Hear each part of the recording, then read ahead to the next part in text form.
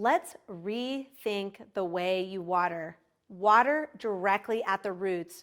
So drip irrigation is great for soil, but a lot of times the water doesn't get down directly to the roots where it's needed most.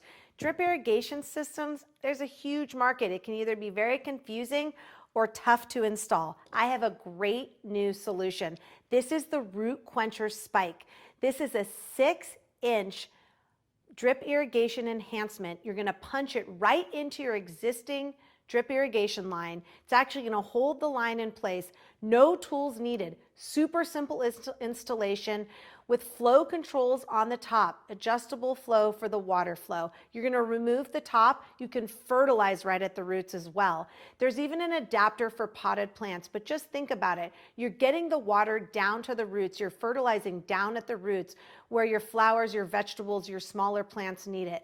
Root Quencher products are perfect for homeowners and professional landscapers who want to properly water and feed at the roots. As you can see here, the Root Quencher can go down to 22 inches, the Root Quencher Junior down to 9. So really, truly rethink the way you water with Root Quencher products.